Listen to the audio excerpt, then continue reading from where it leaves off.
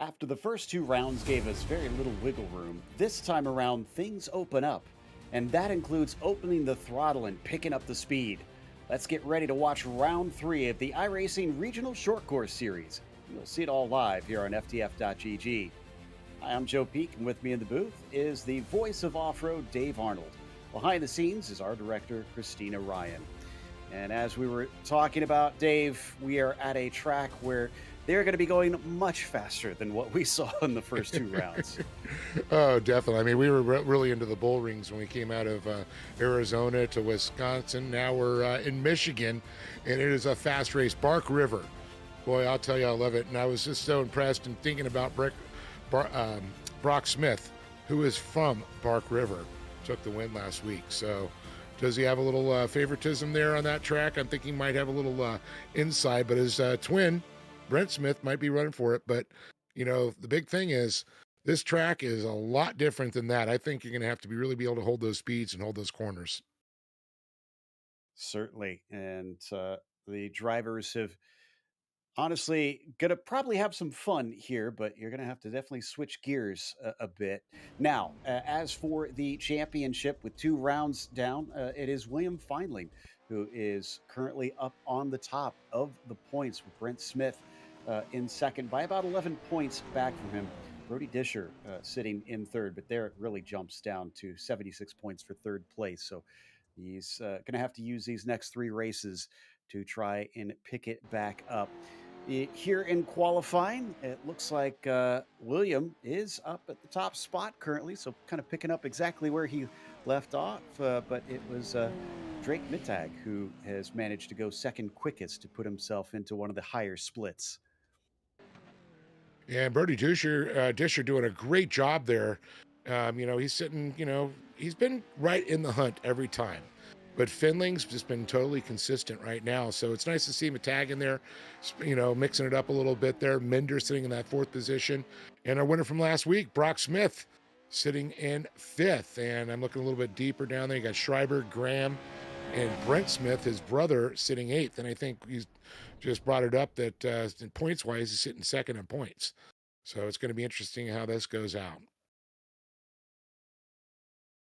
Just a little bit left here in that qualifying. We've got about 2 minutes left to go. And looks like a few of them are a little lower down the order. Trying to see if anybody has missed laps. Yeah, Vandevort, Swain, DeWett, Drapkin, Connor Berry. Oh, excuse me. I think some of those are I see. I did it again. Race control are some of those drivers. So I was everybody going to say, else. are you reading off the podium from the National Series? But otherwise, we have 44 drivers that have put one down.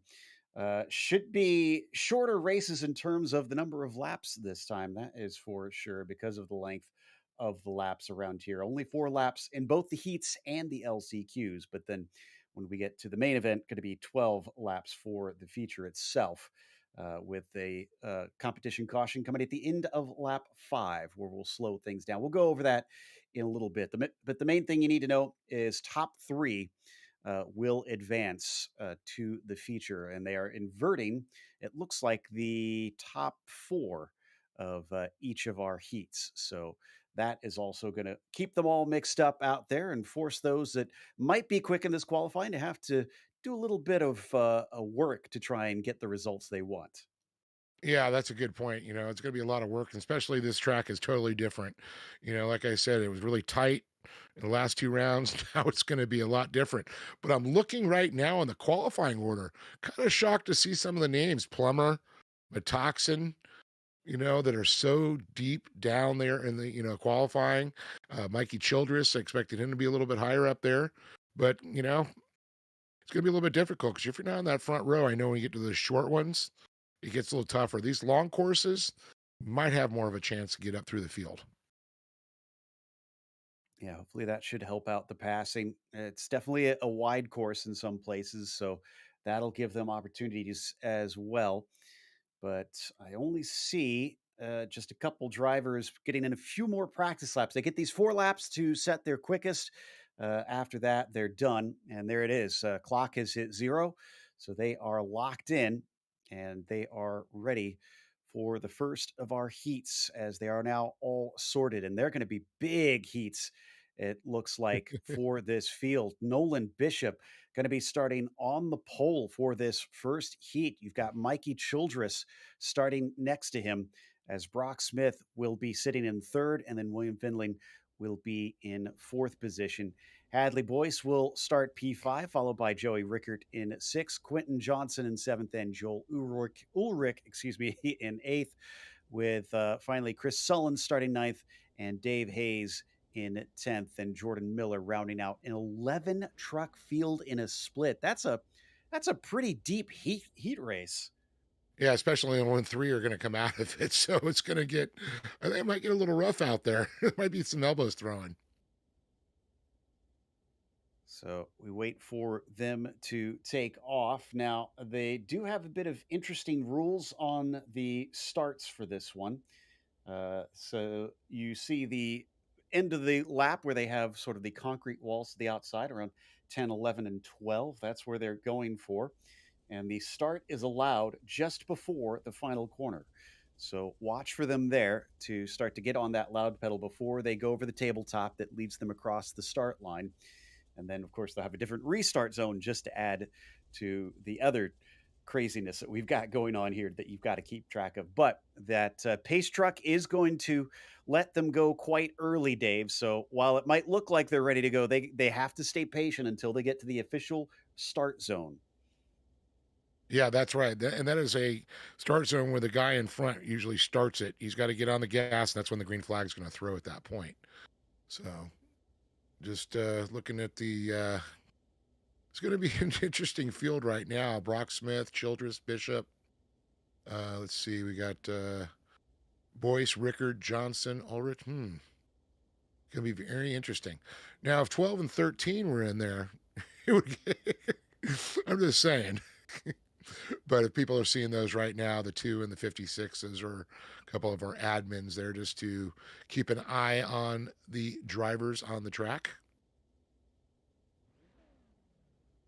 Indeed. And they should be releasing them pretty soon here. Send them around. They do get to go for a while around it before the pace truck will release them.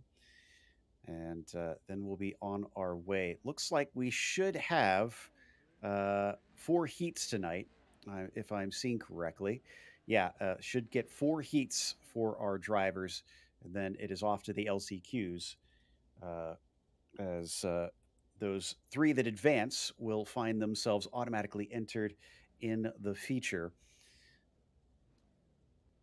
Just waiting for race control to give them the go ahead. They're getting the last little confirmation from Nick Dashilet on what's expected of these drivers. We have to remember, this is the regional series, not the national series, like you were kind of alluding to earlier. So these are kind of the drivers that are cutting their teeth a little bit more. It's still some real talent out there, but these are the ones that are trying to prove themselves, essentially. Yeah, they're the drivers that we've seen in the national series that haven't done so well, that are getting better. They started in the regionals. They did well in the regionals, but now it's, some of the other ones have moved up in speed and now they're getting faster. So we're seeing a lot of these drivers progress. Coming around, this is where the pace truck heads on in. That's the pits. That's where if they do wind up needing a spare truck, they'll have to duck off into there. But you can see it is now up to Nolan Bishop to control the pace of the field. And this is coming up to turn 9 right here. So this is still quite a bit before they get down to the start zone. We'll call it out when they reach that, and you'll just kind of have to make a little bit of a mental mark. Remember, that's where they're allowed to get on the throttle and get going. Only 4 laps to try and make it into the top 3. And they've inverted the top 4 according to their qualifying times. So it's going to be tough. There it is. Green flag is already out, and they accelerate away, going over the start-finish line. And still we are too wide down the hill. And look at that crest. It is blind over there. Already we got 2 trucks off into the grass. Yeah, I think that was Childress on the inside coming around. I didn't see who shot off there. Findling with a good jump in there into that second position there. And of course, Nolan Bishop, who was on front. Oh, somebody just got on the bike and put it back down. That's a 53 there.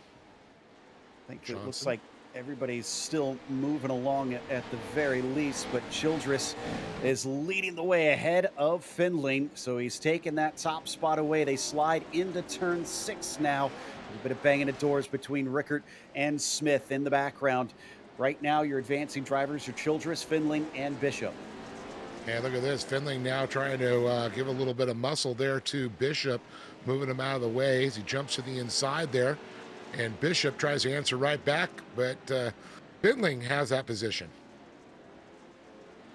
As they come around the horseshoe, it's going to be even worse now for the likes of Brock Smith, or excuse me, Bishop there, fighting with Joey Rickert now. He's fallen back and he's on the defense. As we check out the battle between our top two, William Findling starting to really pick it up here and is actually putting some pressure on a Childress.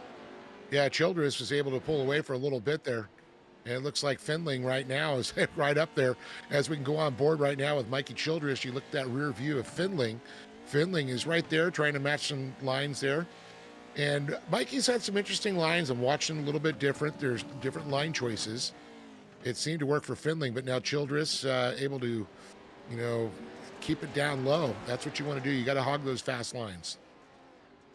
We duck back a little bit. Oh my goodness, it's a rat's nest in here. Look at this. Smith leads, Sullins, Bishop, Rickert, Johnson, Hayes, all of them. In fact, 3 wide behind them, almost 4 coming up over the jump. They're going to hit one another, but somehow keep from getting turned around. There it is. And that's the mess I was kind of expecting, if I'm honest. It was insanity in the back. Bishop comes out the best of the field, and poor Jordan Miller is the one turned around in the end.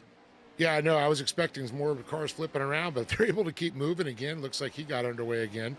But, it's like I said, it's going to get a little physical back there because if you're not in a qualifying position, you have to muscle your way up into that spot. As we check back in with Childress and Findling, because of all that fighting, they have separated by 3 seconds now down to Brock Smith.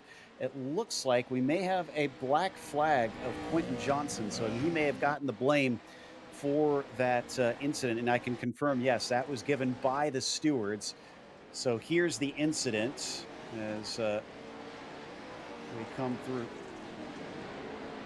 This is with Hadley we're hearing. And they just looks like they get into each other a little bit. I think we may have missed some of that incident. Looks like we're slightly past where all that happened. There we go. Now we've got the incident here, Dave. So this is where things start to explode. Yeah, you can see the inside. Everybody's just trying to go that inside line. Looks like he turned down on him. But unfortunately, it just started that chain reaction right there. And nobody lifted. They just drove. They're just saying, I'm just going to drive through you. Back live now. And my goodness. Suddenly the leaders side by side. Findling with quite the moment as it manages to stay on all fours, but Childress has the momentum around his outside, leaning on him. William trying to see if he can, as you said, muscle his way through on this one, and he's going to get into him again, just lightly touching him through the S's. It's the big jump between 5 and 6. And it looks like he caught that left fender there, just ripped it right up. Now he's waving to the fans out there with that fender. And Childress just trying to just hold that position right there. He's really having some good car control because he's getting pushed around. He's keeping that nose pointed in the right direction, trying to keep that rear end from stepping out because you can see Williams just leaning on him. Trying everything he can to get this one. Now remember, they are the top two and they're far away. You'd think they don't have to battle that much, but as they approach the checkered flag here, Findling, who goes a little bit wide, is going to lose out. Childress is going to win on this one, but this determines where they start in the feature race. So Findling will lose out. Brock Smith catches up to them, and he finishes in third. Sullins going to be your first one, who is on the outside looking in. From there on down, looks like Bishop is fifth, Hayes 6th, Boyce with a black flag late in this race. Not sure what that's about. Rickert 8th, Ulrich 9th, Johnson 10th, and Miller comes home in 11th today. Oh, my goodness. That was an interesting first race that we've got. If that's any indication, this is going to be a wild one. I told you, Bark River gets physical. That's one thing for sure in real life and here on the sim. It's pretty normal for that to happen. But it was a nice move by Childress as we saw Findling was going in, and Childress just, hey, don't push, you're not going to push me out. He just kept that wheel down and kept his momentum up. Beautiful, smart move, smart drive. All right, let's go through the grid for heat number 2. Colton Buchanan will be on the pole. Hank Soares will be in the second spot. Then it's Austin Scheiber who begins P3. Drake Mittag will be in fourth place. Gavin Plummer begins in P5. He'll be flanked by Shane Paul in sixth at the start. Austin Bolson starts seventh. You've got Chad Simpson in P8, then Corey Crowther in the ninth spot. Top 10 going to be rounded out by Keith Williams. Trevor Gash is going to be starting in the 11th position. The others you saw were our stewards that will not be starting this race. So you can disregard them on our timing sheet here. And then we'll be released here in a moment. So if you're lining up on this grid, Dave, and you just watched that first race, what's your big takeaway? Get out front and let everybody paddle behind you. Easy as that, right? Yeah, I mean, you got to get out in that top 2 positions there for sure. I think third's going to get a lot. There's going to be some physicality from third back if it gets to be close. So you got to be up in those top 2 positions there, even to have a chance at this point. Get out there, get it done fast. And you're not wrong about getting it done fast. I honestly didn't realize we were on the final lap until we saw that checkered flag come up on our timing and scoring there. It really does go by quick, despite the longer laps around here. 4 laps is hardly anything.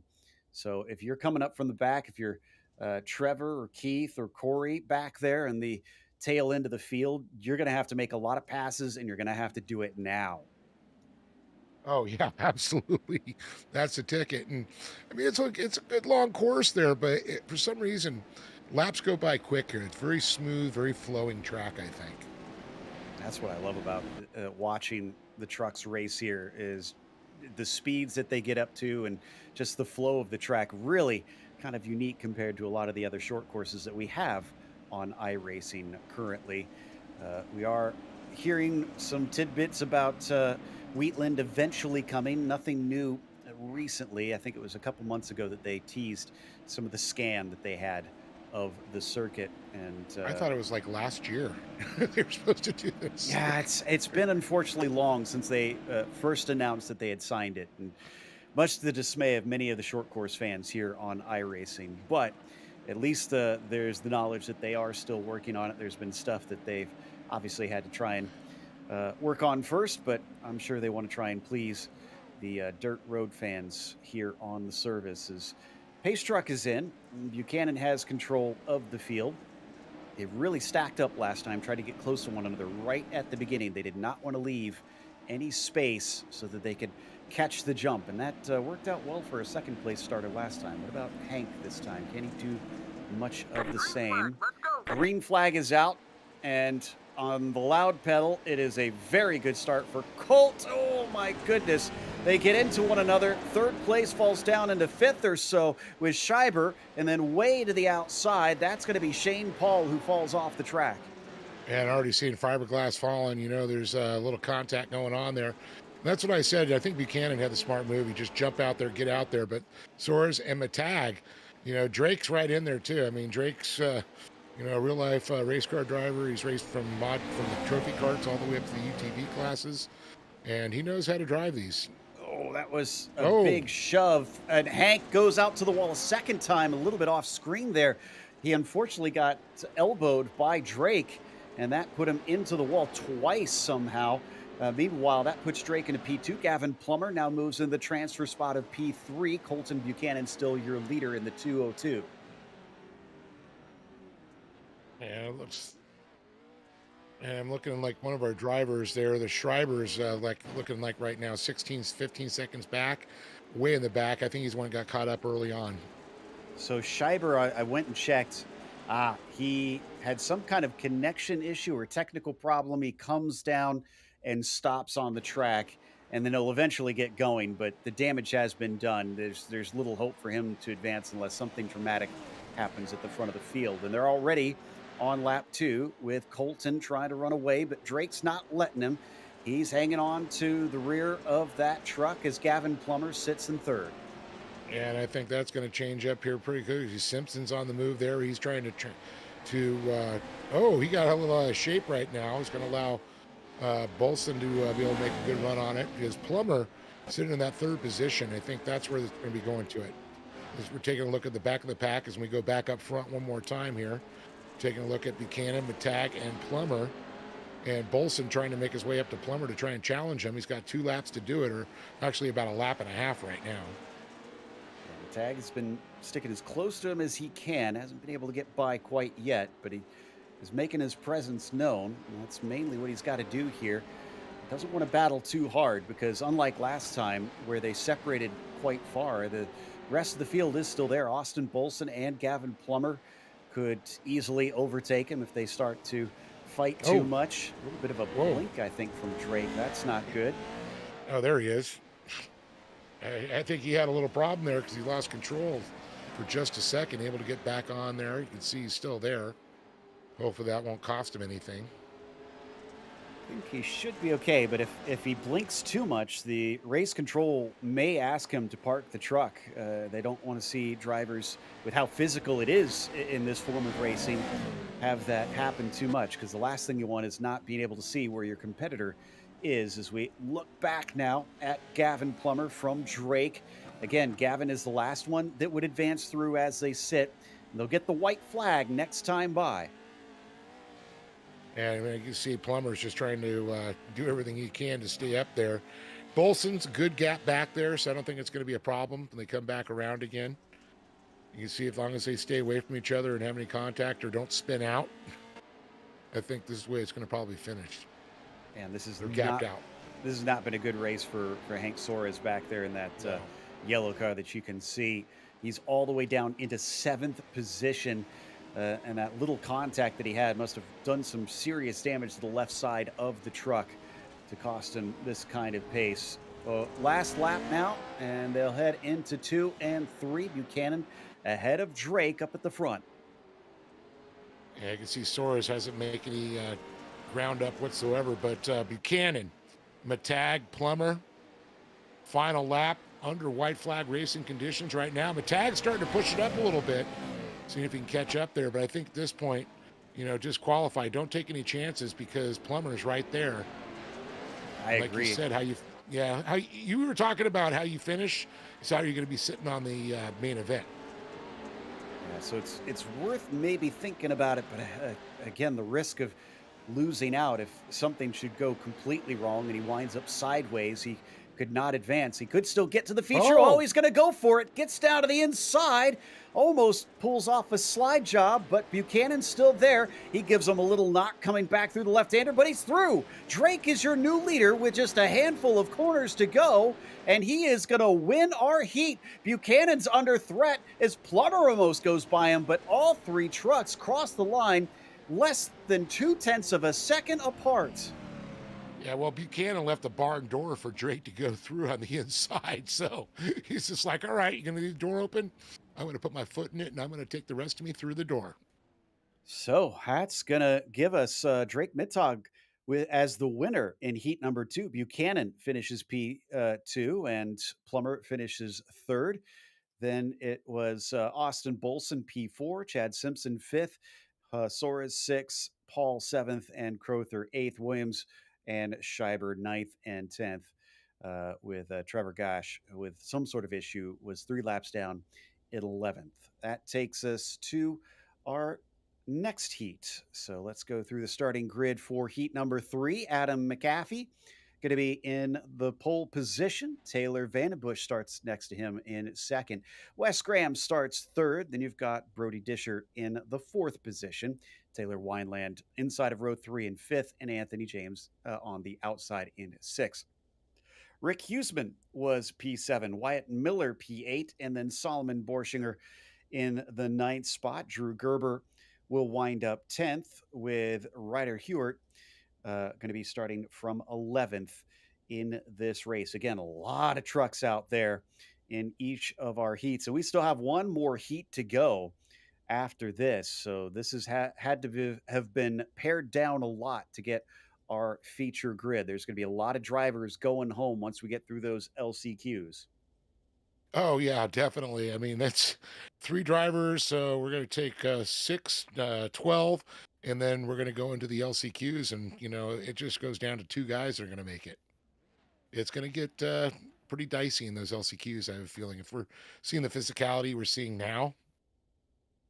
I agree. It does look like the fierceness has been ramped up a notch in today's race. And I think they're just finishing up things out here with the drivers. They actually do mic checks. This is one thing I do like that they have in this series is they'll mic check to make sure the drivers can hear them and can communicate because they have live race control as we've shown. And I think it's something like 6 people actually in live race control. This is by far the most I've ever seen a private league have in race control, monitoring everything. So nothing really gets past these guys. I don't think there's any other sport out there that drives on a track like this with this many trucks and that go this fast. Yeah, that's To true. be honest with you, They kind of don't know. need that many, yeah. Well, and in real life, I mean, at Lucas Oil or Champ Off Road, every driver has to have a listen only to race control, so they can't, you know, argue back with race control. They have contact with their spotters, and if your radio is not working to race control, they'll black flag you in a heartbeat. So accurate to real life, I suppose. Oh yeah. And that's kind of what this league does a lot of the times. We spoke about how they have the competition caution. That's not done in the sim. That is something that the race control handles manually here in these races. So they go above and beyond here in the short course series to try to mimic real short course racing, even beyond what the sim can do.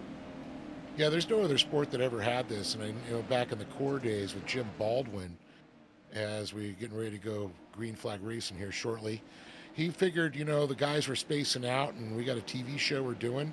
Well, halfway to the race, let's bunch them back up and make another great race. And you know what? It's made some incredible TV racing. I'll tell you, it's exciting. The race within the race. It is fun to watch for sure. Breathes new life into it. And you'll get to see that if you stick around and watch until we get to that feature race. McAfee and Vandenbush up at the front this time. Who's going to get the shot off of the green and down into 1 and 2? Looks like the green flag is out. McAfee gets a pretty good acceleration up and over the tabletop. Vandenbush will follow him over the crest of turn 1. We've already had multiple trucks off into the grass, and we definitely get them this time. That's Huseman as he turned around. I think that was Wineland who winds up in the back. Yeah, I think Huseman went for a little ride out into the infield there for a second. So Wineland has to play catch up. Yeah, he is indeed the one trying to get up to them, but you can see down at the back of the field, Jeremy DeWitt with Huseman. After he went off, he's going to be able to get to the inside as we switch back up to McAfee versus Vandenbush. Vandenbush poked his nose in, but couldn't quite get there at 6. And you can see Graham and Disher are really pushing it back there. Those trucks are landing a little cattywampus there, getting unsettled big time. You can tell they're really pushing it. And you can see Jane coming up on the inside, trying to get up in that position too. But Graham, the one with the target on his back right now, the last qualifying position. Disher is the one watching. In fact, he tries to slide it up the inside of turn 10, but nothing doing that time. So he gets back in line behind him. Wes Graham doing a good job to get some distance between himself and the 909, but will it stay that way as they come over the jump? A huge amount of air for Brody through there. Yeah, it's kind of crazy. It almost reminds me how the turn number one at Crandon's like that. They're kind of like really high speed sweeping turn there, and boy, do things go bad there sometimes. Ooh, we've had a problem with Gerber in the back of the field. Looks like he rolled his truck, but he's able to right it and is able to carry on. We're going to go side by side over the jump and down to the inside. That is Disher overtaking Wes Graham for the transfer spots, and he's through, shuts the door on him. Graham now has James even trying to overtake. And look up front. Yeah, McAfee and looks like Vandenbush right now. McAfee is just definitely turning it up on him. He's trying to give him a virus or something. Well, Vandenbush is the one that actually made the overtake, it looks like. He snuck Yep. through, but McAfee, appropriately trying to defend, unfortunately was not successful. Ooh, we have a challenge now for that second spot. McAfee now finds Brody Disher on the charge behind him. He's already gotten one spot. Can he make it two? Yeah, McAfee now trying to. Oh, he's really off the pace all of a sudden. Vandenbush just found that turbo button or something. He is really starting to pull away there. You can see Disher now going to start getting up to McAfee right there. Gives a Gonna little start bit of a challenging him. hello. Yeah. Lets him know that he's there with a light bit of contact. They're allowed to have that little bit of side to side, but if you shove somebody off the track, nose to tail, that's when things are no good. And definitely if you turn somebody around, you're going to get a talking to from the stewards. Disher still hungry for more. He's not going to settle for just second or third place, rather. He wants second place off of McAfee. He manages to get to the inside, but the job's not done yet. McAfee, though, you can see he really opened up that inside there, and you can see Disher just went right. He left the door open for him like twice. So I think Disher just said, "All right," kind of like we saw earlier in the early race. Leave a Yeah. door open, someone's going to put their foot in it.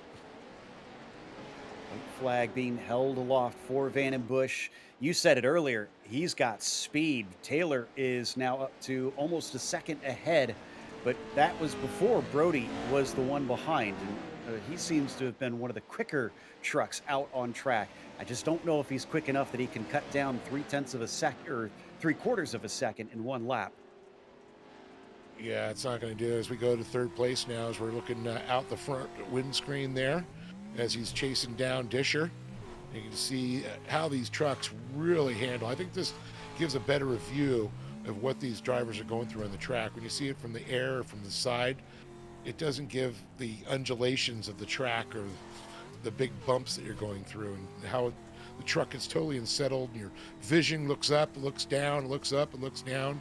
It's hard to stay focused. Yeah, that's got to be rough for sure.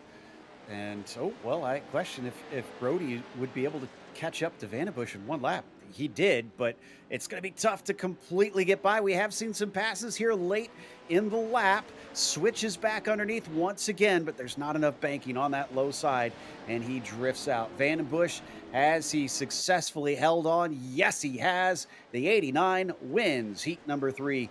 Disher comes home second with an impressive run up through the field, and McAfee will take third. James settles for fourth, and it is Wes Graham P5. DeWett will wind up sixth. Huseman seventh. Borshi Borschinger is in eighth, and it's Wineland, Huart, Miller, and Gerber. The rest of your field here for heat number 3. One more to go to decide our drivers, our main drivers that are automatically into the feature. And then it's to the LCQs for everybody who did not advance to give it one last shot and try to see if they've got the speed. But you mentioned it, Dave. It's very few cars they're going to be going through once we get to these LCQs. Oh, yeah, it's going to get really, the physicality is just going to go up. I mean, we've already seen a little bit already just in the heat races, but when you get an LCQ, sometimes only two drivers are going to go, so you're gonna have to roll the dice.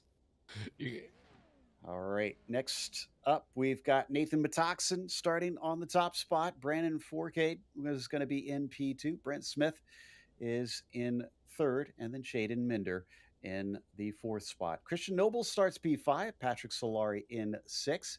We've got Kyle Cooper on the inside of row four and Mike Leroy in the outside in P8. It's Stephen Metcalf in ninth and Kyle D'Souza in 10th. Lucas Lambert will round out the field of drivers from 11th. And if you wind up in 11th on this one, you're going to be last in the last LCQ, which is going to be really Oh, difficult. So yeah, if you're one of the drivers up at the front, the last thing you want to do is wind up having a serious problem. that is most agreed upon right there. It's going to be a rough one if you're in the back. I wouldn't want to be in that position. I think All they're the respect just for these drivers. yeah, it definitely is. I always kind of say is as much fun as I have when I get in these trucks, and I love when I'm looking for just sort of I want to kind of say mindless fun, just something where it's just I really enjoy myself. This is what the sort of cars that I get in an iRacing to have some fun. But that said, I am nowhere near as fast as any of these drivers. It takes something else to really get speed out of these vehicles. Oh yeah, I mean you're on loose dirt, you're sliding around corners. I mean these are four-wheel drives, but still, it's still your basically it's like putting a dragster on a ice rink and trying to go around in a circle without hitting the wall. Like that description. And we'll see if they can keep it out of the wall here because there's definitely a couple spots where it's right up against the edge of it. You do not want to wind up sliding. We've already seen a couple trucks slam into that concrete, unfortunately. Looks like they've, they started to take off and then had a bit of a second guess for a second before finally the pace truck has been unleashed. So we'll get one As our last past chance. as our past race directors have said, it's like herding cats. Oh man, I am so glad that my job is not to be in race control. I would I know. rather you and I were kind of talking about this before we came live. I'd much rather be able to just give my opinion on this than have to actually make something that has an effect on the race. I'm like, I want people to like me. I don't want them to hate me. Just kidding.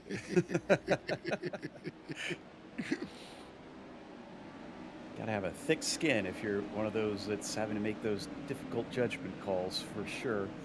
I may or may not have made when I was racing back in the day, made a race director cry. So we already got a little bumping going on there. Yeah, maybe just a little miscommunication. Don't think it was anything too serious out there. Although he's pinching him right down to the inside of turn 9 as they carry on. They do have to kind of keep the consistent pace speed at this point, which is about 35 miles an hour. Uh, so they can't exactly go faster and slower through here. Not until they get to this part, which they're doing now. Metoxen will speed up. And this is a very good start by Brent Smith. Look at him come up in the black and white truck there in the number 45. He'll manage to shut the door on Brandon Forcade. And Metoxen with a great shit out there. You talked about Smith for sure, but Forcade and Mender are back there hunting them down. And you can see, boy, the lawn service on Metoxen there, boy, that's got to be one of those Dixie choppers. Boy, that thing is fast. Fastest lawnmower in the world. It doesn't want to do too much lawn service out here. Got to keep that on the dirt instead of in the grass. Yeah. But Metoxen running away, and Smith in second. Forcade is in third. And a nice move there. You see Brent Smith trying to get down low, saying if Metoxen's going to leave a door open a little bit. We've seen it a couple times. Guys are just leaving that inside. There's one of the spots we see. And then there's that turn coming up here where they switch back, and they usually leave that door open there.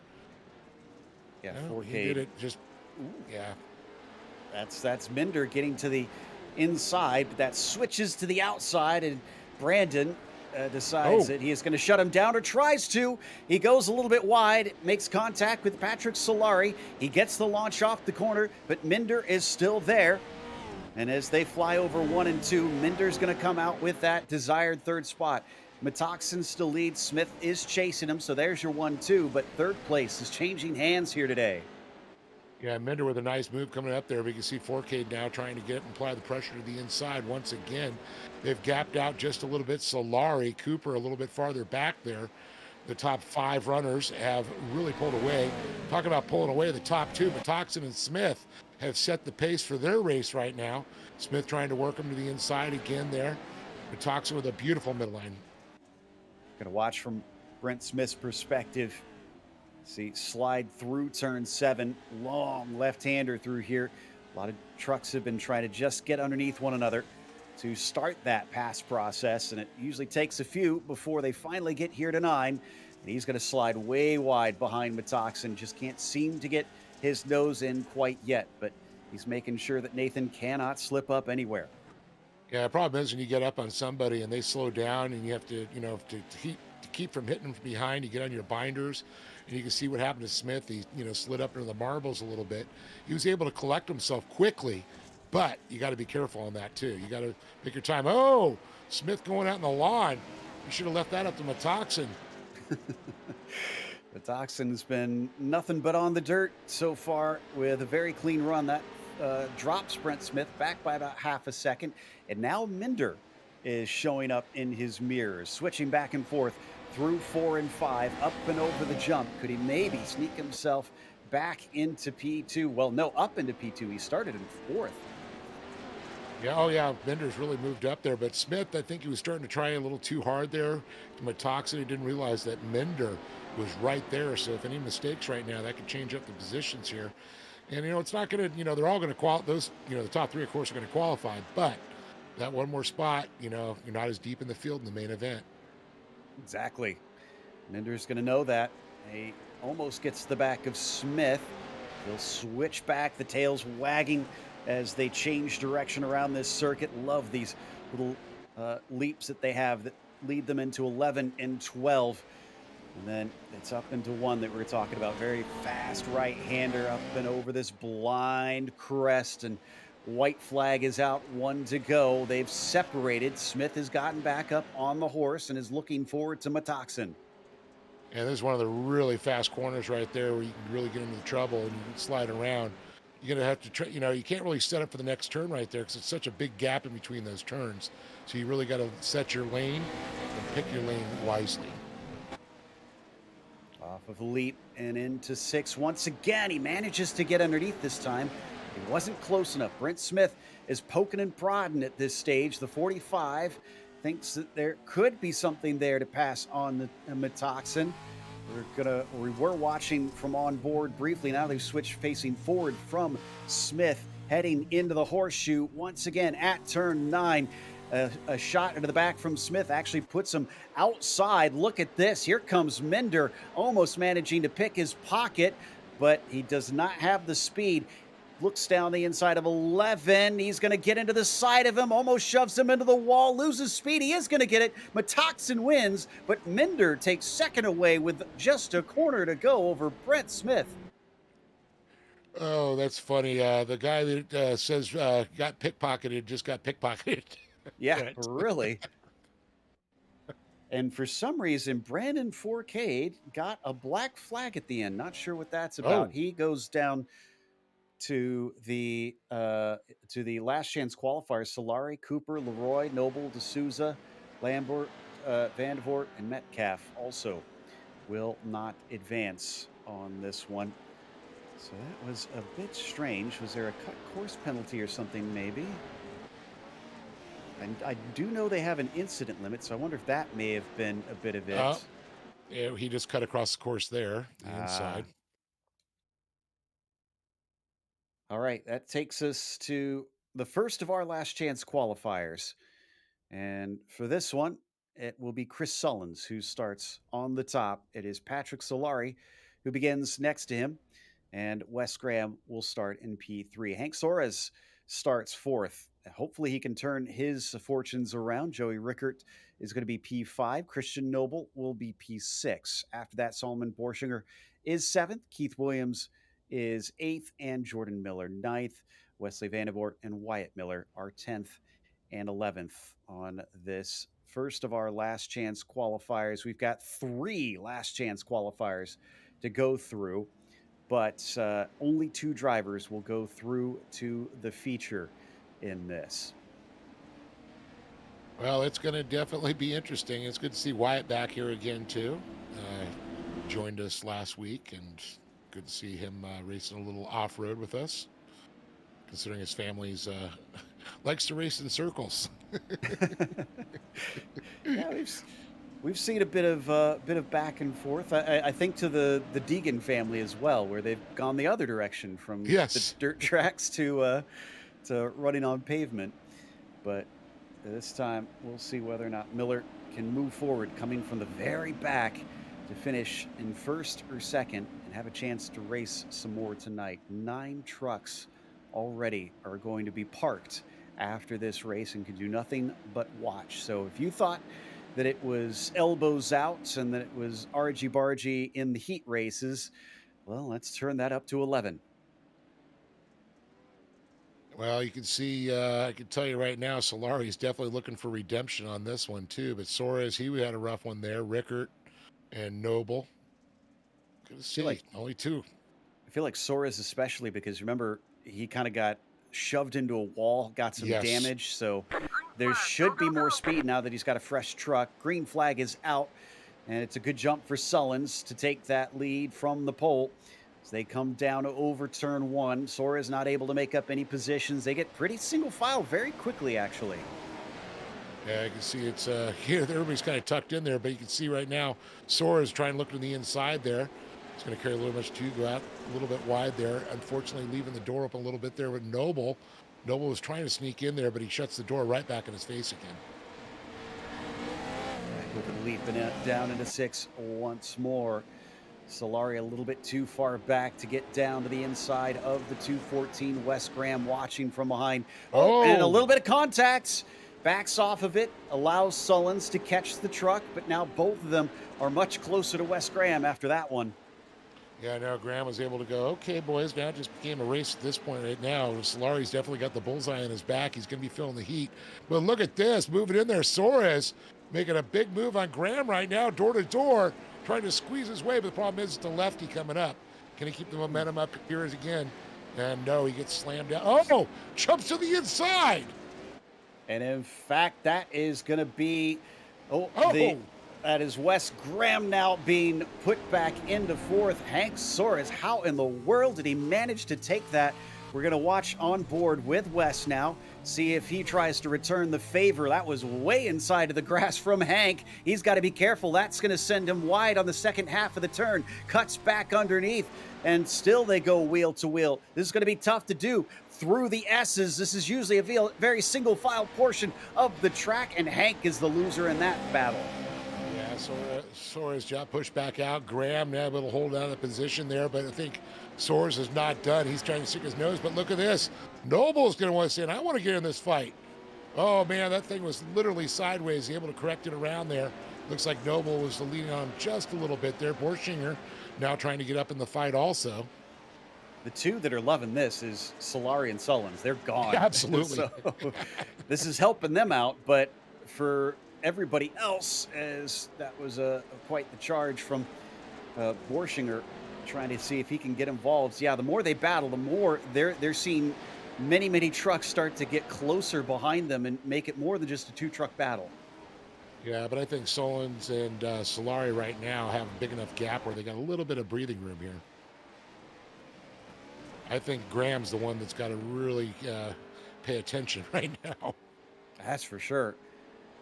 He's been under threat for some time. Hank just about got by a couple times and unfortunately had to hand it right back as they flick it into 4 and 5 once again.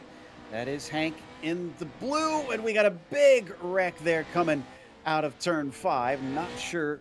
Looks like, I think that was Wyatt Miller. So he was making good progress. He was as high as 6th or 7th there.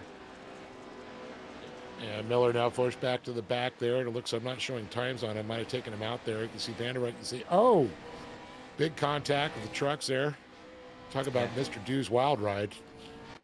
Oh, yeah, it was. And I think that was Vanderboort that he had that contact with. Hank Soares almost got past Graham as we come back live now. And we get the white flag. Oh, no, Hank's had another problem. Hank was just in the wall, and he retires the truck.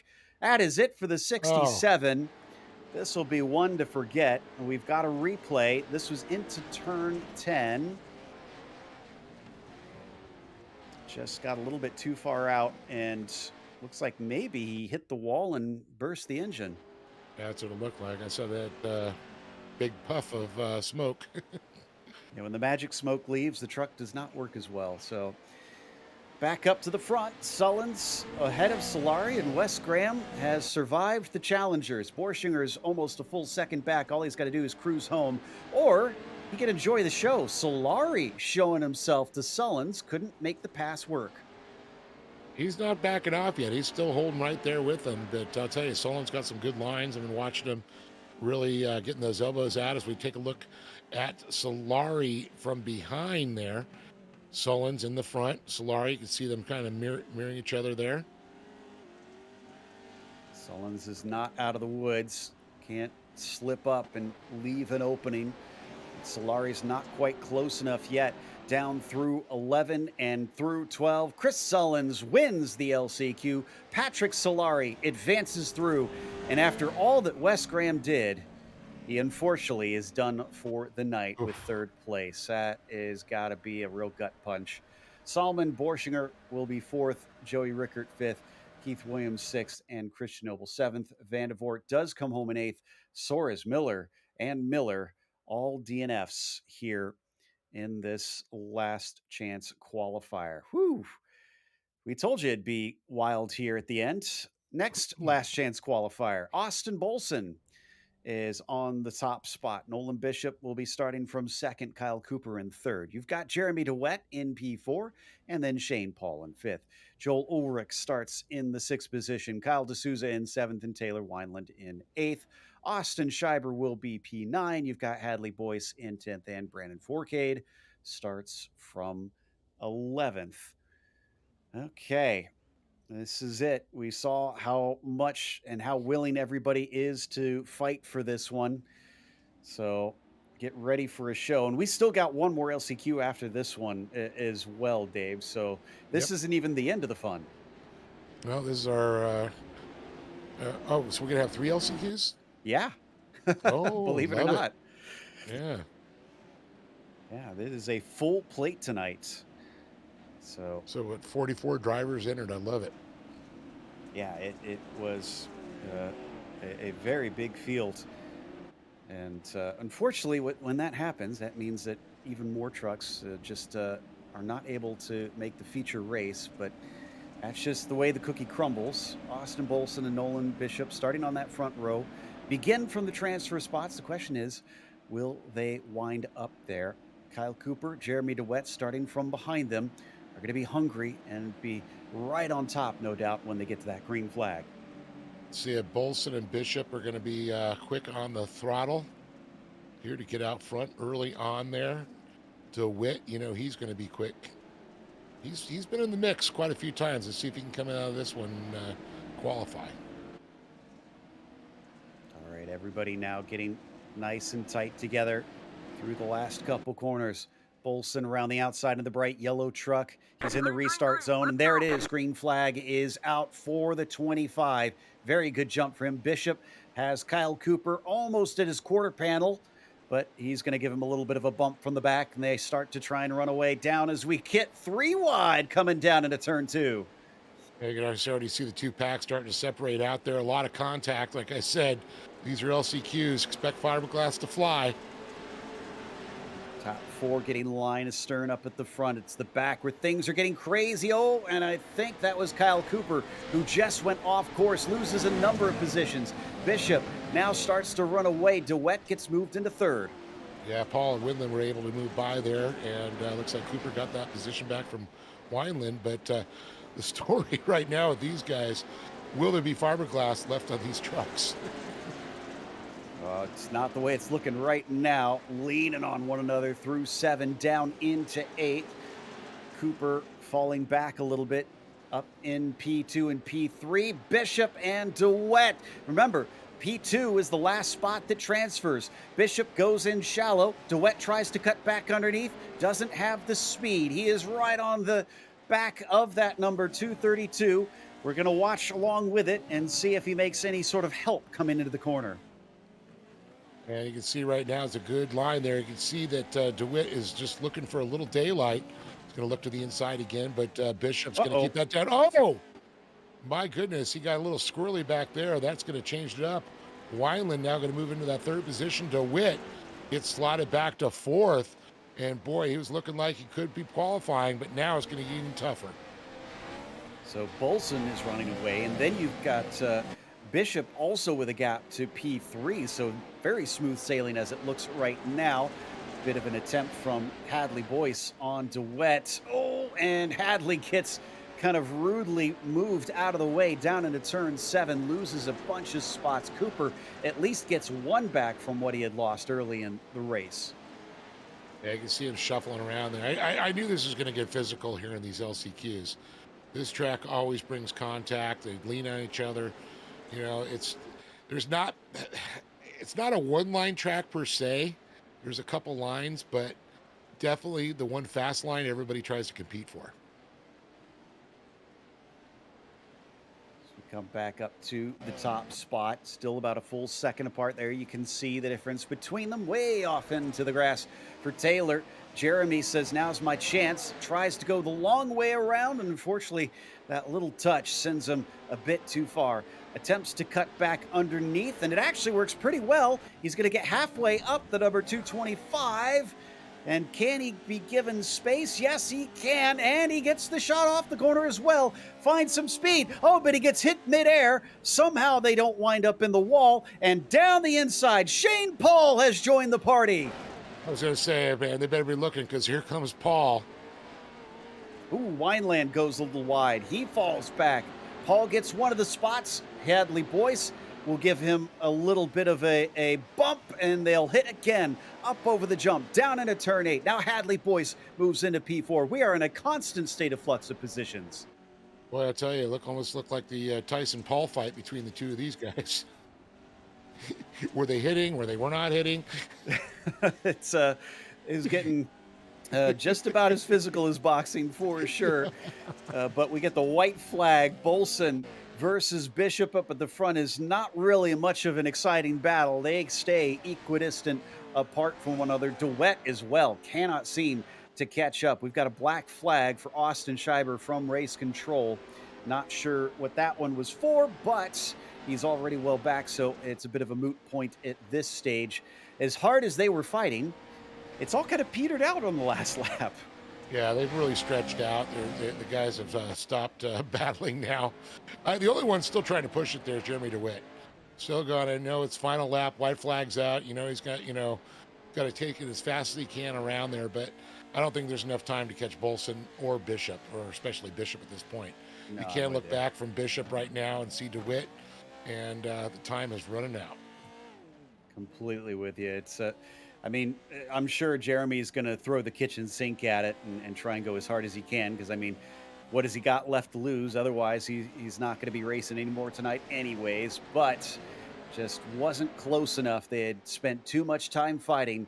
As Bolson wins the second LCQ, Bishop transfers through from second, and DeWitt comes up short down in P3. Hadley Boyce will be P4, Paul 5th, Fourcade 6th, Cooper 7th, D'Souza 8th, Ulrich 9th, and Wineland and Scheiber will be DNFs behind them. Okay. So that one got quite frantic there at the middle of the race, in the middle of the pack as well. Everybody desperately trying to get into that transfer spot. Will we get more of that here with the last of our LCQs, where Anthony James will be starting on the pole position. Chad Simpson will be P2, Dave Hayes in third, and then Mike Leroy in fourth. Rick Huseman will be P5. Corey Crowther will be in sixth, and Quentin Johnson in seventh. Then it'll be Lucas Lambert, P8, Ryder Hewart in ninth, Trevor Gash in 10th, Drew Gerber and Stephen Metcalf at the back of the field in 11th and 12th. 12 trucks and only 2 make it through. So hope you have those afterburners attached and are ready to try and be fast out there to make do with what you got. Yeah, we know you got to get out front. You got to get out there. You got to get on. You got to time it just right there. You got to keep an eye on Jane. When he starts to move, you move, because that's going to be the whole ticket. All right, pace truck is in. Janes and Simpsons are the ones that are going to have to play defense on this one. So they will start from that front row. And then from there, everybody else wants what they have. Don't forget, we not only have today's racing, but we've got 2 more rounds left in this season as we're going to be heading off to Wild West up next, and then we will end at the long version of Crandon. So if you enjoyed next week, you got even more with the long circuit. Looks like they're into the start zone, and the green flag is out. Anthony gets a good jump. Chad Simpson tried to get in there. Oh, we got problems in behind. Somehow they stay pointed the right direction, but it has lost a lot of time for a number of drivers. And the amazing thing is Hughesman, I thought he was going to get tied up in that. He was able to just be just ahead of that incident there. He jumps in that 4th position, but a good move by Simpson. Oh, no. It looks like Gerber off the track there, trying to collect himself to get going in that right direction there. Yeah, just got all kinds of loose, and everybody was hitting him from every angle, so unfortunately could not gather it up in time. Down into turn 6, Dave Hayes gives a tiny peek, but not able to make anything work. Anthony still carries on with the top spot. Chad Simpson sitting in 3rd on the outside looking in. He does have Hughesman in the blue and white truck you can see behind him. Still relatively close. That was a lot of berm from Hayes there. And you can see that slowed him a little bit there because Simpson got into him. And then unfortunately, Hughesman gets into Simpson, the old accordion effect. Looking back from the 999 machine. It's not what he wanted to do. He needed to try and run away and keep from being in a precarious position for the remainder of these laps. It might be only 4, but the more pressure you have from behind, the more difficult that's going to get. Lucas Lambert with a black flag, and Stephen Metcalf. Now, Lambert, I know, was handed over. Yeah, okay, both were handed down by race control. So the sloppy start did not sit well with our race control stewards. Yeah, no, there was a lot of physicality going on there, and it was not necessary at that point. You know, sometimes you got to back off, and you know, to finish first, you first must finish. It's the old adage. Yeah, exactly. You know, it gets repeated a lot, but, you know, it rings true. That was a horrible landing from, I think that was Chad Simpson. Yeah, and the 242 kept it from becoming a worse situation, but now Hughesman was able to just slip on by. And look at Leroy now trying to get up there also into the fight too. And looks like Simpson's going to try and answer back with Hughesman, but Hughesman keeps his momentum up, keeps some nice speed through that turn.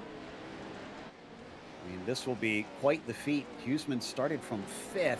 He can make it up to 2nd. Really kind of snatched himself from the jaws of defeat if he can just manage to pass one more truck.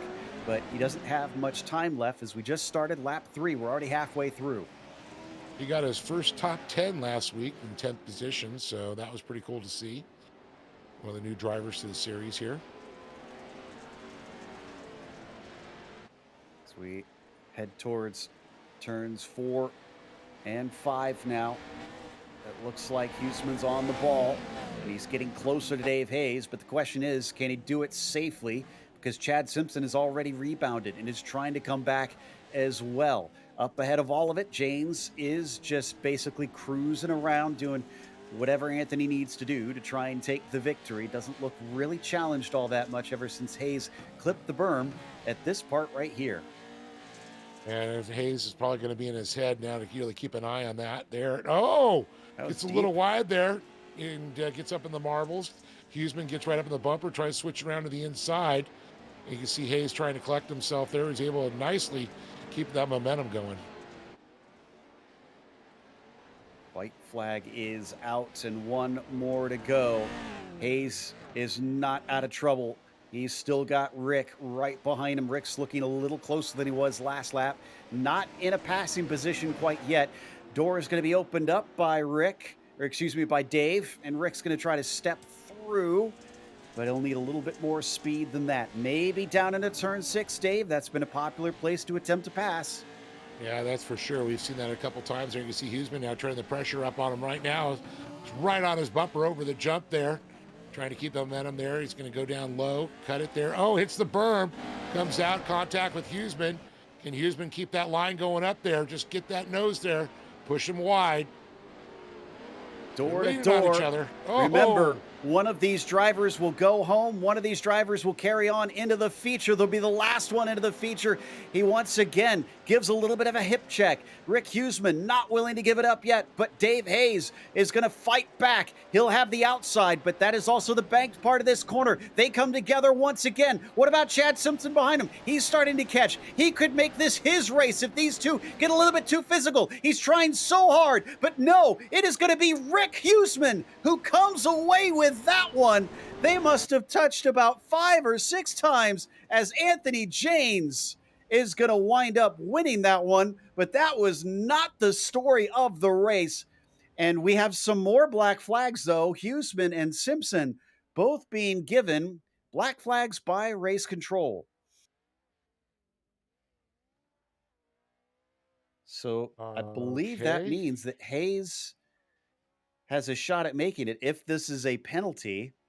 So there is your finishing order. Everybody from second on down should be Yeah, I mean heading. those two. They were both leaning at each other the entire race, so I don't know what's going on. Nobody changed anybody's attitude. Everybody was just turning into each other. Oh well, right there could have been a little physical there, and I there mean, again. ooh, actually slammed into the wall. I didn't notice that before, but I don't know. I mean, to me that seemed like pretty fair racing, I'm but going to call it a gray area. yeah. I mean, they're maybe just trying to clamp down with this being the up and coming drivers to try and instill good behavior at this stages. We just get a brief warm up for those wondering. So this is just practice essentially for the drivers, and then we'll head off into the feature with the most cars and the most laps we've had all night long. Well, this is definitely going to be a physical one for sure. This many trucks out there, especially watching the heat races, the LCQs, how they've all gone. I think we're going Ooh. to see a good race. We're going to see a couple of drivers, I think, start to break away. I think probably fourth, fifth back is going to be where it's going to be the most physical. So I'm getting some information here, and we've got an update. Huseman has been sent to eighth in the results on that one, and they're saying possible corner cut. It hasn't been Ah, confirmed on whether or not that's what actually caused this issue and sent him back. But yes, that would mean that Hayes is promoted into second. yeah, because So I didn't think the driving was bad yeah, at yeah. all. I was impressed. They both leaned on each other. That's what we want to see. Exactly. Yeah, it was good hard fighting. And confirmation, it was because of a track cut in the final corner. Ah, of all the things to take him down after all Now, that, I mean, and the two of them, I think, should feel very proud because now, that is a battle I'm going to remember. now I got a question. So if you're battling somebody, they're leaning on you, you're forced more to the inside, not really cutting the track, but forced into the track. Is that still the same? Just playing That devil's sounds like advocate. a question for the stewards. I don't want Yeah, to. yeah. That's above my pay Come grade, on, Joe, unfortunately. give me. Yeah. I want an answer now. You can't All handle the right. truth. All right, let's go through the truth of our starting order because now it's actually been nailed down. And it is Nathan Metoxen who is going to be starting on the pole. Taylor Vandenbush is in P2, and Drake Middig is going to be in the third position. Mikey Childress begins from P4. William Findling will be fifth, and then Colton Buchanan in six of our drivers that managed to get through automatically. Brody Disher and Jaden Minder as well for our top eight. Brock Smith starts in ninth now that we get into the drivers that got in through the LCQ. Gavin Blummer in with them in 10th and Adam McAfee in 11th. And you've got Brent Smith in 12th, along with Chris Sullins in 13th. Austin Bolson will be P14, and then Anthony James in 15th position. Patrick Solari, P16, Nolan Bishop in 17th, and Dave Hayes, by the luck of a late penalty, is going to be the last of our drivers through into 18th 18th position. By the way, It wasn't something that the stewards decided. So this is the interesting thing. iRacing does keep track of those corner cuts.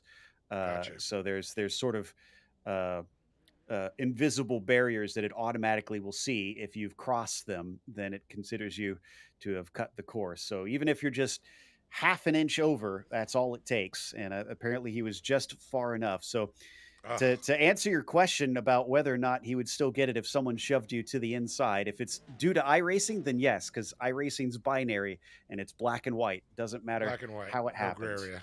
Yeah. Okay. Well, I can handle that truth. Yeah. I mean, it is somewhat easier to swallow when it's Yes. it's a machine making the decision and not somebody who could kind of go one way or the other. But I'm sure it doesn't sting any less. Yeah, that's for sure. Definitely AI controlling us. That's a good point. Well, Skynet. exactly. Come with me if you want to live. But Yes.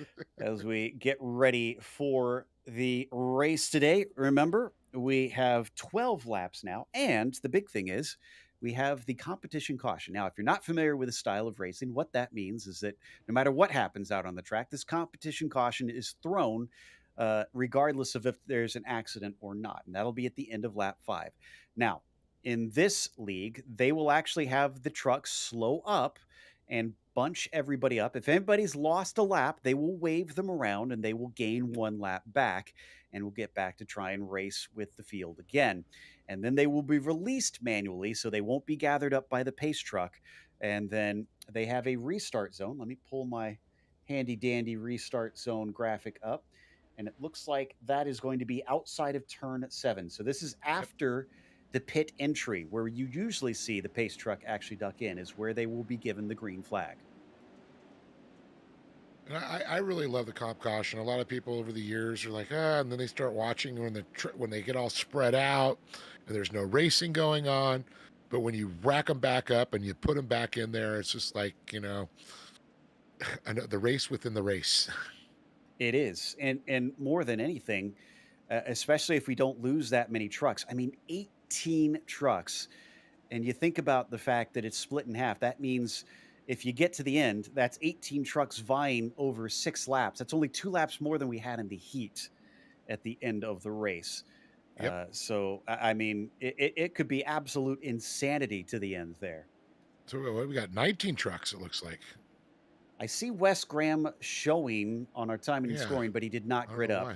So I I grid up. think that is just they always have an extra spot available just in case something happens. The stewards do have to make a judgment call. I think that's a fail safe that they use. But since Wes Graham did not make it in, he is not starting, I believe. I think that's what it is. It may have been an internet connection. So, but I think the way I described it is what happened. In the meantime, I'll buy Nathan it. Metoxen gets the green flag. He's going to start from the top with the reorder. And can he make use of it? He almost gets shoved forward by Drake. Oh my goodness, coming through the middle. Is that Childress? Who is that? No, that's Drake Mittog, who's going to try and do it. 5 and 6 wide. Cars Oh, tumbling as oh they my come goodness. into turn 2. It is a right mess. Oh, what did I say? Back in that middle of the pack, it was going to get physical. Didn't expect trucks to start flipping there. But you can see Vandenbush now moving up there. You can see Minder into the second position, but it's Matag. He is battling for that top spot right now, door to door. I'm sorry, door to door for second place with Minder and Disher, Minder. yeah. Disher. And they're going to be joined by Childress, who is going to get in it. I can't even talk. There's so much stuff going on out here. I know. I'm trying to look around the track right now because there's contact everywhere. We'll check out the replay of the start now that things have finally settled down just a little bit. I think this starts with the front just not going quick enough. That backs them up. Drake actually gets kind of the whole shot in that. He sneaks through, and someone behind him, trying to make out who that is, gets sideways, and then But good Toxin night. looks like he got sideways. Yeah. Oh, you're right. Yeah. Yeah. And I was surprised that Minder was able to hold on to that because he was getting shoved and hit from either angle. But Drake, man, he just split away. He's like, okay. And the problem is, after 6 laps, They're going to be right back up on top of them. We got to do this again. Yeah, everybody wound up right side up, so that's the good thing, because as long as your truck can drive, you can keep going, and I mentioned earlier, they have a spare truck sitting in the pit, so if you get too much damage, you can duck in there and take that and get back out, and as long as you're at least 1 lap down, you're gonna get waved back around to the lead lap, so yeah, the race is not over, and you gotta stick with it, and Drake has gotta remember that up at the front, because yes, he's got a 1.5-second gap, but that's gonna dissipate once we get to the end of lap 5. Minder is going to be happy about that, though, sitting there in P2. And also Disher and Childress also. But we're looking at our last week's winner, Brock Smith, all the way back in 15th. He's went from 16th to 15th, getting by Bishop there. Brent Smith, who is also on the podium, he's sitting in 8th. So, boy, this season's really, really shook up. Oh, big contact there. I think, was that Metoxin again? He got caught up in that again. Boy, he's had no luck here today. He's still got another driver trying to get through. Dave Hayes now going by, and we know Hayes knows how to battle side by side. He'll try and retake the position. Hayes leaves the door a little bit open as we ride on board with Metoxin, but it doesn't look like Nathan can manage to make a pass. We got another truck around Austin Bolson, I think. Yeah, I think Bolson, unfortunately, looked like he got turned around and was going the opposite direction. It was like going the wrong against traffic. Let's take a look at it again here and see exactly what happened on that. A little contact in the air. Oh, we've had more accidents happening live, and William Findling, our championship leader, is involved in that. Oh. This could have implications. He was only leading by 11 points coming into this. He's now fallen all the way to 17th. Really just got pushed and shoved around. And on second in points, Brent Smith sitting at 8. So, yeah, it's going to have... there's a big-time contact there. 4 vehicles getting tied up again. Everybody's still the rubber side down, though. A few drivers did not get the memo. Anthony Janes now given a black flag by race control on that one. Has headed into pit lane. By the way, we had a question in Twitch chat. Does a black flag move them to the back? And the answer is yes, sometimes. If they finish the race with a black flag over them, yes, it would move them to the back. During the race, a black flag will make them serve a stop and go. So it sometimes can do that to you. It depends on when you get it. Yep. Yeah, you never know. I mean, if you get that black flag and you see it and you can serve it, you serve it. If not, when it comes, you have no recourse once that checker flag drops. Exactly. So if you're going to get a penalty, you kind of need it to happen early in the race. Because again, the great equalizer of that competition caution can let you get back into it. Here's Drake once again. The 518 is looking pretty handy. If only he could hold on to that after all was said and done. Wonder if Brody and Disher are thinking about that. If maybe they're not fighting too much, knowing that it's better to wait. Well, never mind. I guess not. Because look at Brody send it up the inside of turn 10. Yeah, I think I saw the graphic pop up there. Of course, we saw Matagi started 30, out front, not surprised. But Minder all the way from 8th to 2nd place, that's impressive right there. I got to say. And Disher, he's not backing off. He is like trying to keep that turned up. At this point, though, you're coming up on the comp caution. Settle down, collect yourself, get ready for that restart.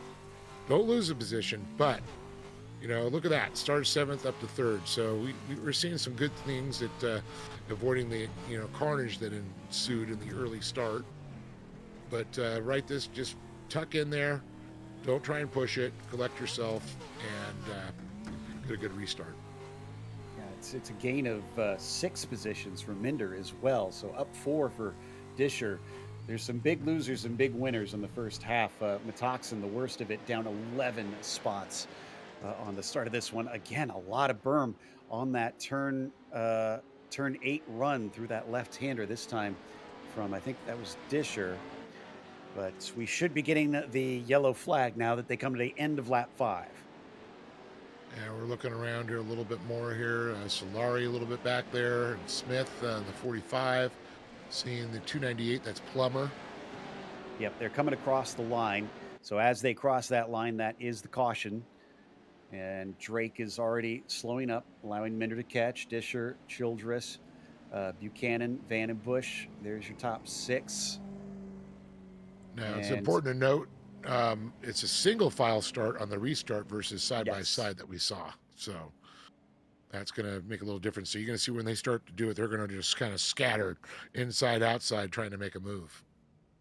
And remember, the restart is not where they have the initial start of the race. It'll be out of turn 7 that they will be released. We do have one truck a lap down, Anthony Janes. And yep, they're just waving Anthony past them now. There you can see him starting to make his move. Everybody will stay parked at turns 2 and 3 in order. And of course, he got the black flag. So that's why he's going to catch back up. So now we all get to sit tight as well. Well, I was just about to say, don't throw the truck away, though, when you're trying to rejoin. Would have been even more embarrassing. Kind of liking the helmet paint scheme on there. Trying to figure it out. Yeah, I like it. There we go. So what's it a reference to? Is it just an American flag or? American flag. Gotcha. Huh. That's Old Glory wrapped around his head. I love it. Snazzy for Anthony Janes. So while we wait for Anthony to catch back up, let's see who else was a good mover in this race. Brent Smith did pretty good. We didn't get to show it as much, but gained 5 in the first half, up from 12th. Sullins followed him up from 13th up from 13th to 8th. And then Patrick Solari up 7. And Dave Hayes, who snuck in, is up 8 positions from dead last to 10th. So, yeah, this has been quite the shuffle. Yes, it has. Most definitely, for sure. If all the trucks shuffle around in the mud, does it make it the icky shuffle? Yeah, the icky shuffle. It's only Cincinnatians and a few older people got that one, I'm pretty sure. But better shuffle off to Buffalo. Yeah, there you go. All right. So on the restart, Minder is going to try and be on that throttle as soon as possible, but he cannot pass before they get to the banner up at the top. If he gets it too early of a start, then that will be bad and he will be black flagged. But they're on the loud pedal, and he didn't start it too early, but he sticks with them. 2.5 is gone. But not only is he close to the leader, he's got attacks coming from behind. Here comes Brody Disher once again. Disher there. You can see Childress sitting back there watching unfold there, waiting for those. But look at this. Buchanan is trying to get up there to Childress. Now Childress has got his eyes set on Minder. He's giving a little rub there to the back left corner of the truck, letting me know he's there at that point. Disher up to P2. That was a great restart for him. Question is, can he beat Drake, who seems very, very fast in clear air? Yeah, well, you let Drake get away, he's going to run. I mean, his dad, his brother, both incredible race car drivers in their own right over the years. His brother, Doug McTagg, race Baja, race short course. Man, that kid has had a lot of great tutelage over the years. Always helps to have a good teacher in racing. As much natural talent as you might have, you always need someone to help bring you up. But coming around turn 6, Drake has got this under control. Childress getting close to the back of Minder. I don't think Chaden wants to lose any more than he already has. He's still got at least a podium. And we've got a problem with Vandenbush because I see him dropping down the tower. Oh, he's into the pits. I was wondering what happened. He was running right up there. It was a good one. It's pretty cool to see Childress, this bright day-glow yellowish green, the green rims he has. He runs those in his race car too, so that's pretty cool. Yeah, the customizability of iRacing is fantastic. You can even paint the rims on the cars if you want to. And unfortunately, you can't zip tie the fiberglass back on as it's trying its darndest to hold. It's right in your vision. That's crazy. In real life, that would really mess with you. Absolutely. We used to always say that the spotters would have to get you around the track there. All right, you got a car coming up left inside. Or I used to say drive by the force. Yeah, it'd be like a rally race. You got your co-driver in your ear telling you where the course is up in front of you. Oh. Now on board with Childress. Yeah, it looks like that piece of bodywork has gone back into place, thankfully. So if it was blocking his view, he's at least back to normal. And maybe he did get the zip ties out. As we're looking again at Matag, Disher, and Minder. Look at that, how close these three drivers are. This is going to be good. I would be worried if I'm Drake here because Brody, in fact, he's going to manage to lean on him a little bit. Just gives him a tiny hello. The 518 in the gray and black is going to now have to get really fierce on the defense because it's still about 3 laps to go. I know it goes quickly, like we've said, but that's still a lot of opportunities for Brody to try and overtake. Oh, Disher literally just right up on that quarter panel there. He's just frozen rope between the two of those drivers. Oh, but Minder gets a good run. He could try something into turn 6. He's just about there, but he's covered off as Brody goes inside early. Still gets a bump from Chaden down into turn 6, but doesn't get shoved off of line. Another move on the other side of the truck now, scraping paint off equally from either side.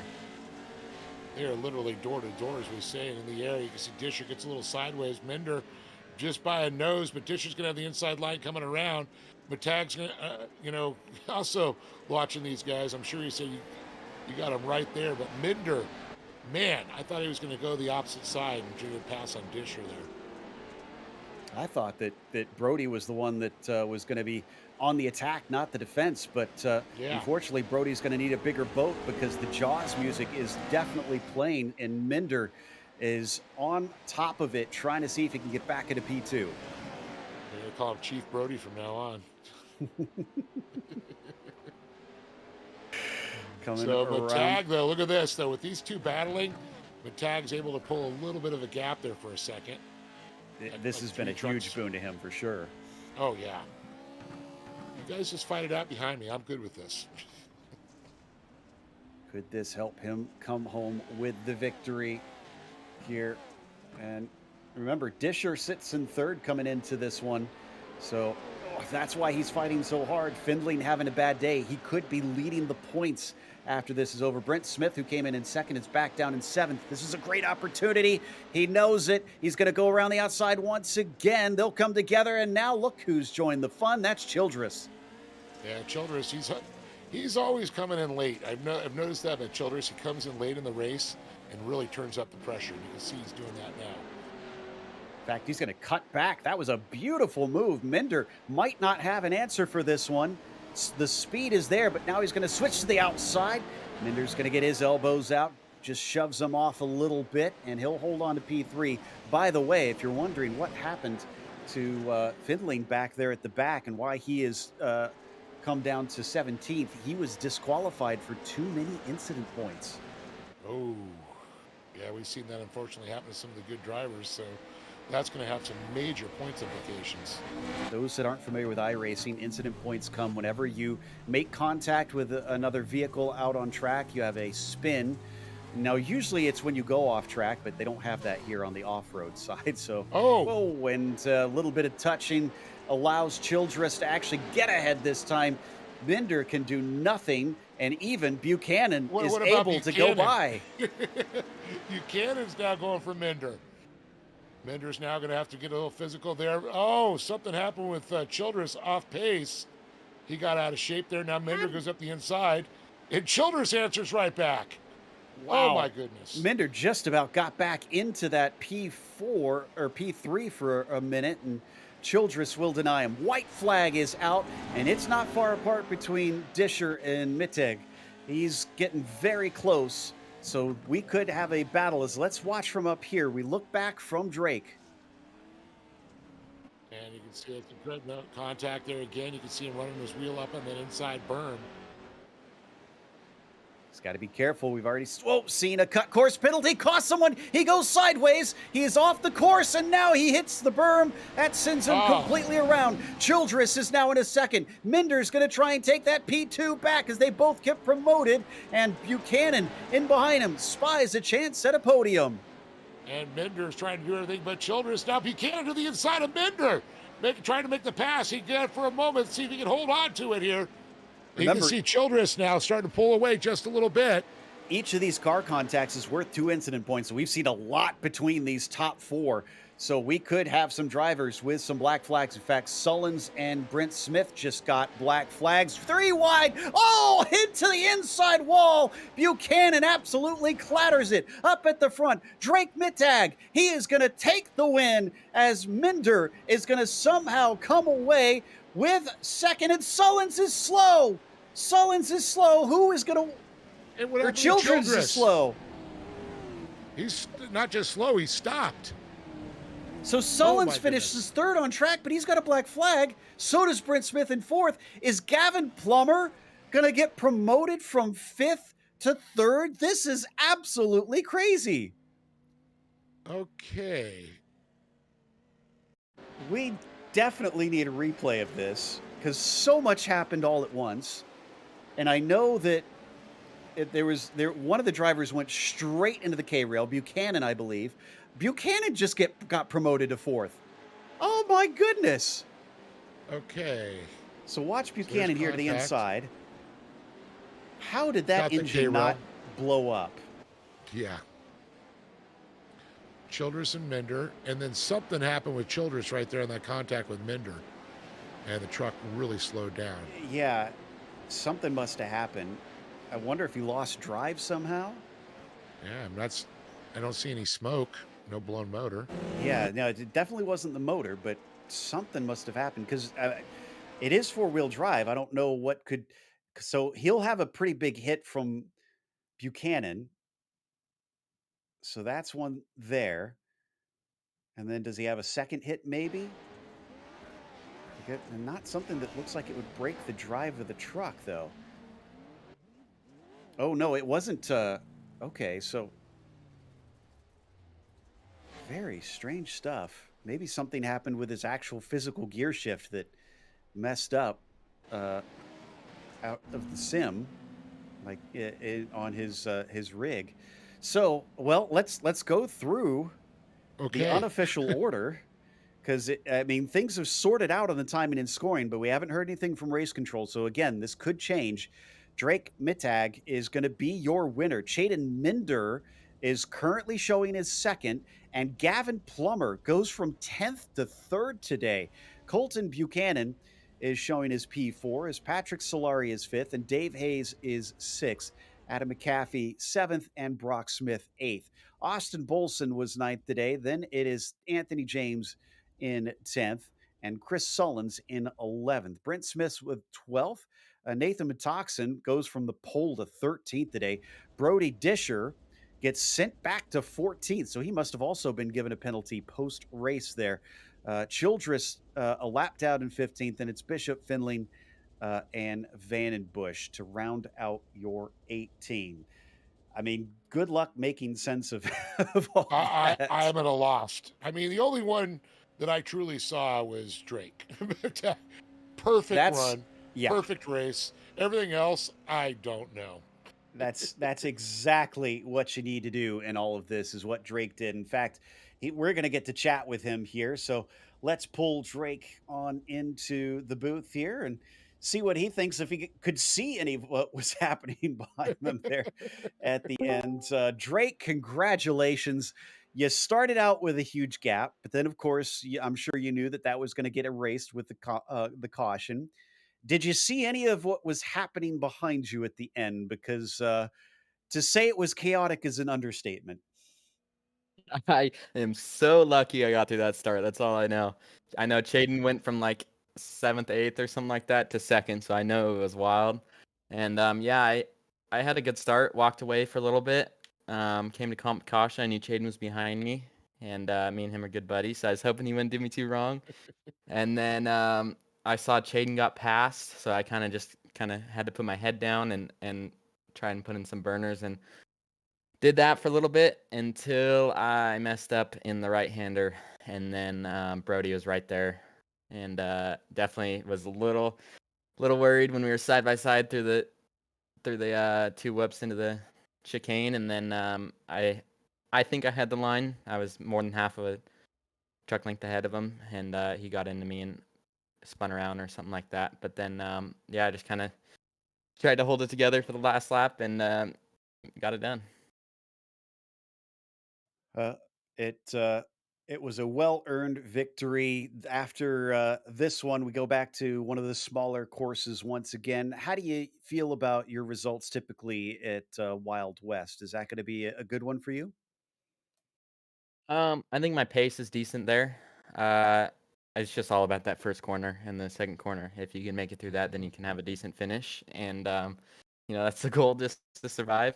Unfortunately, I missed the last round because of the Baja 1000, but we'll see. I think it'll be good. I didn't get much practice before this one. I got done pressure washing my motorhome at about 5:15. Got in the drivers' meeting at 5:30, and did my best. Oh, now you can finally take a breath and celebrate on top of it. Congratulations! Anybody you want to thank? Yeah, everyone over at TCR, we kind of put a pause on the team during this off season after Racecraft Pro 2s, and we all came back. We're all trying out there, and we're getting it done. That was your winner, Drake Mittag, and Good job.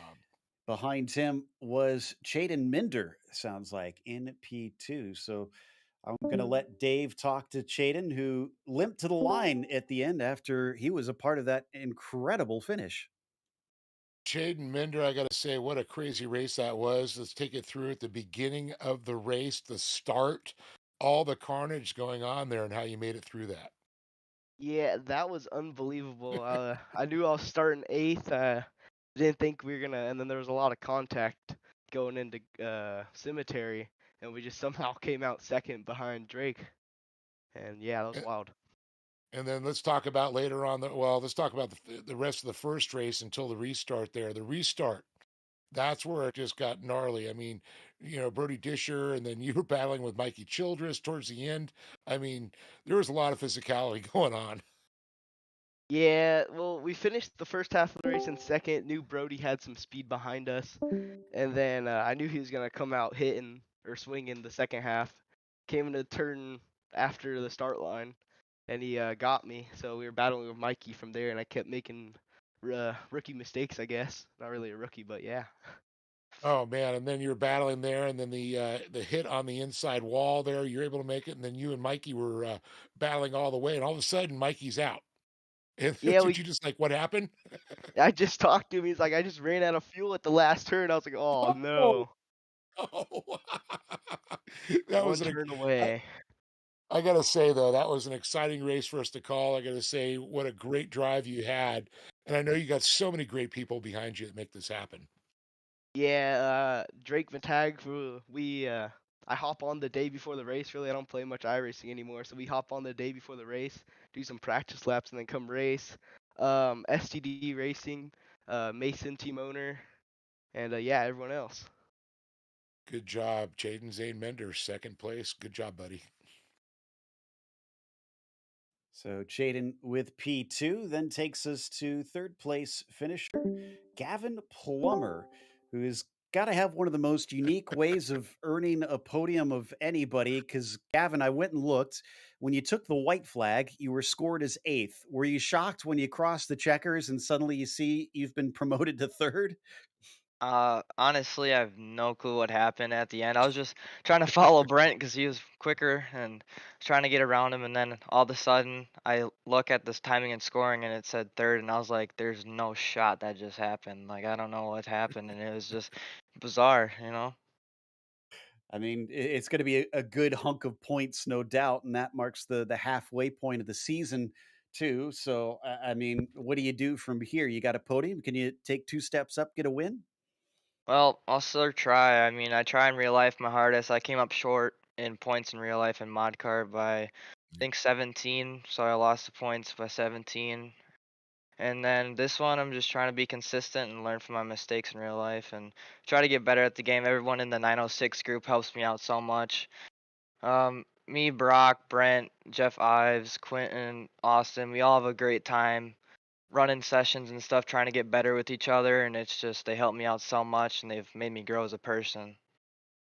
Yeah, you mentioned also getting better at real life. I assume you mean real life racing. Have you noticed a change since the being on the sim? It's definitely helped on the off season because I mean, I feel like when I get back in my truck, I can just drive it normally again. Like, Mhm. cause I touch the wheel and pedals all off season, and then just get comfortable, and it's just a lot better jumping back into a truck knowing that I have a whole off season on the simulator, just driving and driving and driving. It's just hand-eye coordination and all that. There you go. Another Heck yeah. testament from Real World Driver. Congratulations, Gavin, and hope to see you over at Wild West. Thank you. Gavin Plummer in P3 here today, which is going to wrap us up. And of course, we want to give a big thank you to the organizers of the iRacing Short Course Regional Series. And a thank you to our team today, Christina and Dave. Join us next week for round 4 at Wild West at 6 p.m. Pacific. I should say 2 weeks from now, really. And a big thank you to the organizers of the iRacing Short Course Series. Until next time, though, race clean, race hard. We'll see you on the track.